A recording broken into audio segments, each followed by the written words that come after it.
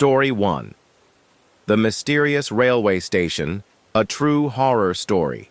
Introduction. It began as a simple road trip.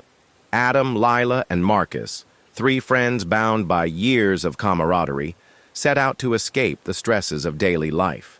Their destination was a remote mountain cabin, a haven of peace and seclusion, far from the grind of their urban lives. But what was supposed to be a light-hearted getaway quickly turned into a nightmare none of them could have foreseen. That evening, a thick fog enveloped their car, forcing them to take an unfamiliar route. The GPS sputtered and failed.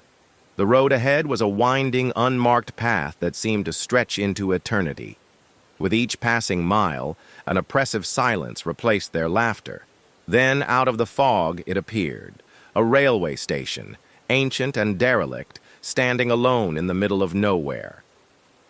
Chapter 1. The Station in the Fog.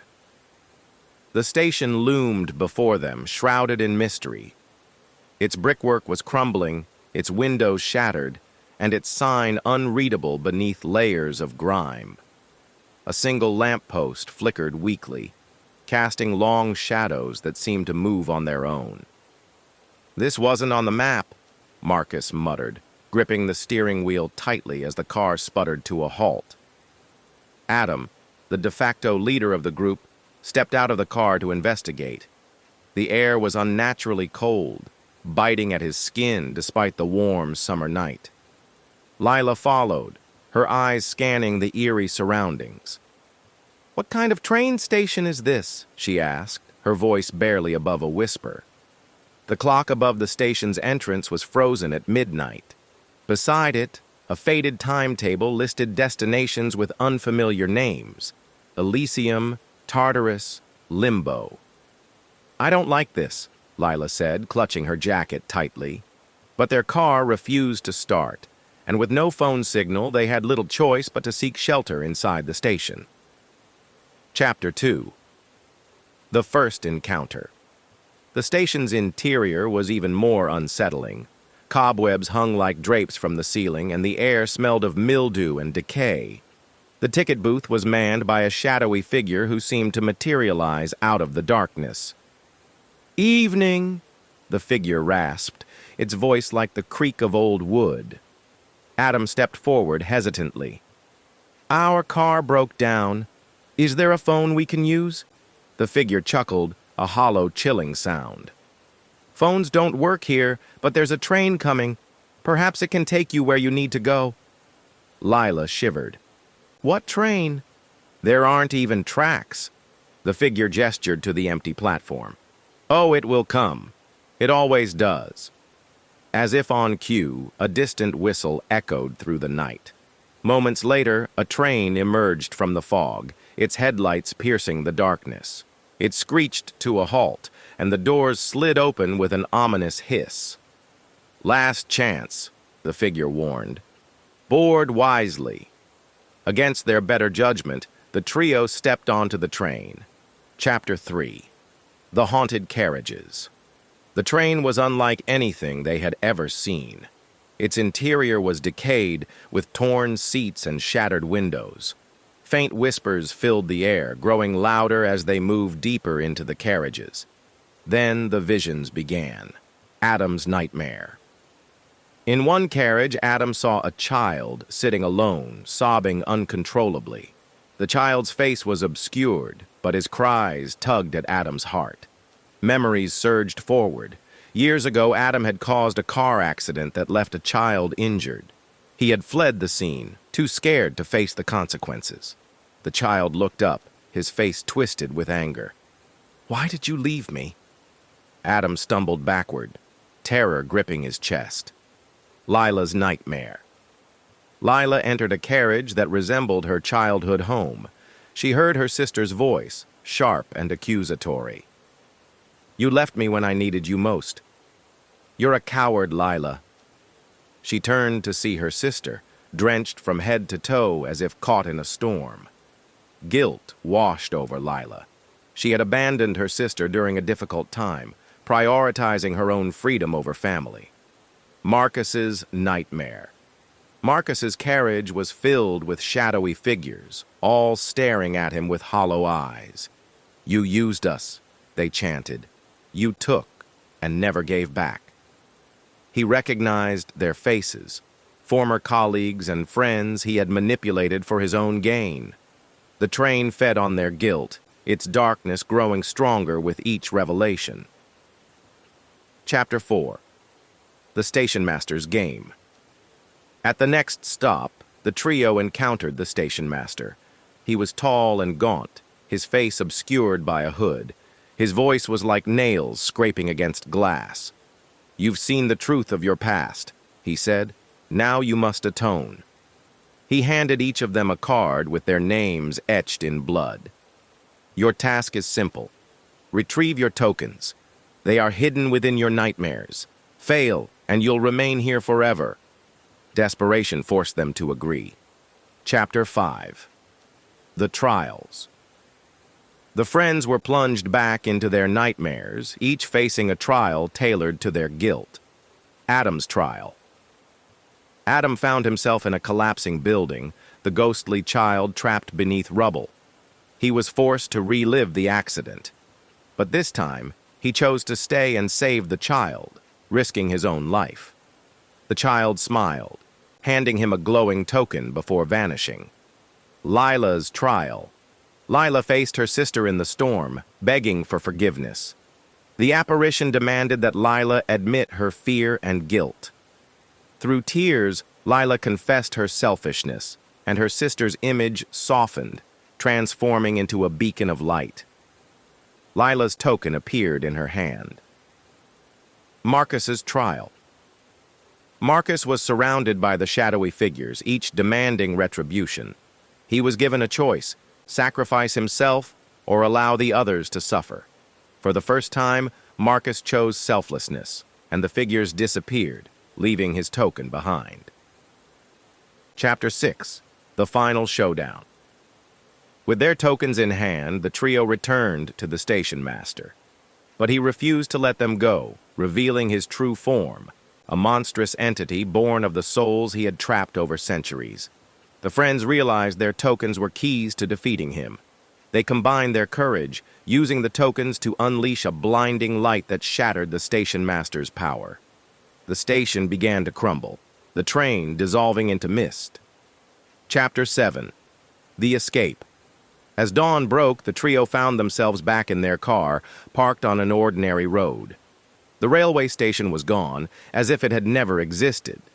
They drove away in silence, each changed by the experience. They knew they had been given a second chance, to make amends, to live without guilt, and to cherish the time they had. Morale of the story: confronting our past mistakes is terrifying, but it is the only way to move forward. Guilt and fear lose their power when faced with honesty and courage. Redemption is always possible for those who seek it. Story 2. Monster Guard, a true horror story. Introduction. The town of Ravenwood had its share of eerie tales, but none was as infamous as the legend of the Monster Guard. The story was passed down for generations, whispered around campfires, and scrawled into notebooks by curious children. The Monster Guard was said to patrol the grounds of Blackstone Asylum, a massive stone building abandoned nearly a century ago. Built in the late 1800s, the asylum was infamous for its brutal treatments and unethical experiments.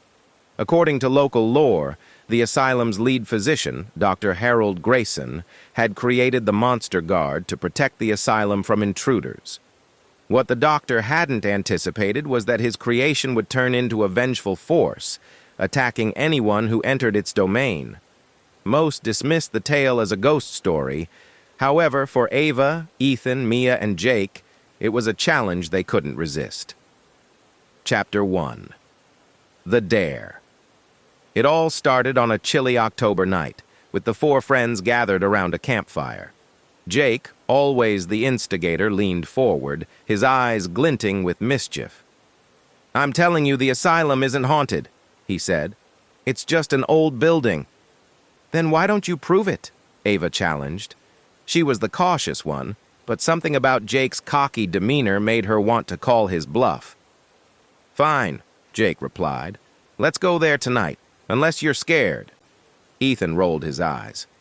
"You're both ridiculous. It's a waste of time, but whatever. I'm in." Mia hesitated, glancing at Ava. "I don't know, guys. What if the stories are true?" "They're not," Jake said. "Come on, Mia. Don't chicken out." Reluctantly, Mia agreed, and the four set off for Blackstone Asylum. Chapter 2. Entering the Asylum. The asylum loomed before them, a shadowy structure against the moonlit sky. Its windows were shattered and ivy crept up its stone walls like veins. The gate was rusted but unlocked, swinging open with a creak that made Ava's stomach tighten. Inside, the air was cold and damp. The hallway stretched into darkness, the walls covered in graffiti and strange symbols. Broken furniture and discarded medical equipment littered the floor. "This place is disgusting," Mia whispered, her voice trembling. "Yeah, but it's just a building," Ethan said. "No monsters here," Jake laughed. "See? Told you it's nothing." As they explored, they stumbled upon a journal lying on a dusty desk. Ava picked it up, brushing off the dirt to reveal the name Dr. Harold Grayson on the cover. "Guys, listen to this," she said, flipping through the pages. The entries detailed gruesome experiments aimed at creating a creature that could protect the asylum. The last entry read, "It's alive. It obeys me now. But for how long? If anyone finds this, leave this place. Do not awaken it." The group exchanged uneasy glances. Chapter 3. The First Encounter. As they ventured deeper into the asylum, a low growl echoed through the halls. "What was that?" Mia asked, her voice barely audible. "Probably an animal," Ethan said, though his face betrayed his fear. The growling grew louder, followed by heavy footsteps. Suddenly, the door behind them slammed shut. They spun around to see a hulking figure emerge from the shadows. The monster guard was even more terrifying than the legends described. Its body was a grotesque blend of human and animal features, elongated limbs, glowing red eyes, and jagged teeth. Jake screamed, "Run!" They bolted, the creature close behind. It moved with unnatural speed, its footsteps pounding like a drumbeat. Chapter 4. Trapped in the Maze. The group split up in their panic, each taking a different corridor. Ava found herself in a room filled with rusted beds and skeletal remains. She covered her mouth to stifle a scream, realizing these weren't just patients, they were trespassers like them. Mia stumbled into a control room and discovered surveillance monitors displaying various parts of the asylum. One screen showed the monster guard prowling the halls. On a desk, she found a note scrawled in blood. "It feeds on fear. Stay calm, or it will grow stronger." Ethan wasn't as lucky. He tried to hide in a closet, but didn't notice the creature lurking nearby. His screams echoed through the asylum as the monster guard attacked. Chapter 5. Unraveling the Truth. Ava and Jake reunited in the asylum's cafeteria, shaken but alive. "We need to get out of here," Ava said. Jake nodded. "But how? The front door's chained shut." They remembered the journal and pieced together Dr. Grayson's experiments. He had used a combination of human and animal DNA to create the monster guard, hoping to protect the asylum's secrets. Mia joined them, pale and trembling. "I found a control panel in the basement. I think it's connected to the creature." The trio decided to find the panel and disable it, hoping it would stop the monster guard. Chapter 6. The Final Stand. The basement was a maze of pipes and wires. In the center of the room, they found the control panel linked to a humming generator. "It's feeding the creature," Jake said. "We have to destroy it." The monster guard burst into the room, its eyes blazing with fury. Ava grabbed a metal pipe and swung it at the creature, buying Jake and Mia time to disable the generator. Jake used all his strength to smash the generator with a heavy wrench. Sparks flew, and the asylum began to shake. The monster guard let out a deafening roar before disintegrating into ash. Epilogue: The Aftermath. The trio escaped just as the asylum collapsed. Back in town, they tried to tell the sheriff what happened, but he dismissed their story as a prank. Weeks later, hikers exploring the ruins disappeared without a trace. The legend of the monster guard lived on, a chilling reminder of the horrors lurking in the unknown. Moral curiosity can be dangerous, and some mysteries are better left unsolved. The story of the monster guard teaches us to respect the boundaries between the known and the unknown, lest we awaken forces beyond our understanding. Story 3. Vampire Diaries. A true horror story. Introduction. A full moon cast an eerie glow over the village of Eldermire. The streets were empty save for the flickering lanterns that lined the cobbled roads. From a distance, the looming silhouette of Vladislas Manor seemed alive, its pointed towers cutting through the night sky like blades. An old man, frail but resolute, trudged through the darkness clutching a bundle of garlic and a silver cross. His breath came in short gasps, his ears straining for any sound. As he turned a corner, a faint whisper made him freeze. "Old Thomas," the voice purred, smooth and chilling. The man spun around, the cross held high. "I know it's you. Stay back, fiend." A shadow detached itself from the wall, moving with unnatural grace. The figure that emerged was striking yet terrifying, a man with pale skin, eyes glowing like embers, and fangs that gleamed in the moonlight. "You villagers never learn," the vampire said, smirking. "The curse is not mine, it's yours." Thomas screamed as the creature descended, his cries swallowed by the night.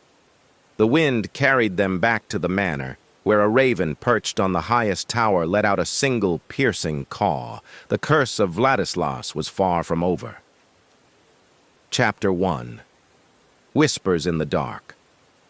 The carriage trundled along a narrow path, its wheels creaking under the weight of its passengers. Evelyn Cross peered out the window, her hazel eyes scanning the desolate landscape. The trees, gnarled and leafless, stood like sentinels under the moon's pale light. "Do you ever stop staring at things?" her brother Damien muttered. He was slouched in his seat, his arms crossed over his chest. "I'm trying to absorb the atmosphere," Evelyn replied. "Unlike you, I'm not here to sulk. This is serious work." "Serious work," Damien scoffed. "You mean chasing ghost stories? I can't believe I let you drag me here." Evelyn ignored him, her thoughts drifting to the legends of Eldermire. Growing up, she had been captivated by tales of vampires and curses.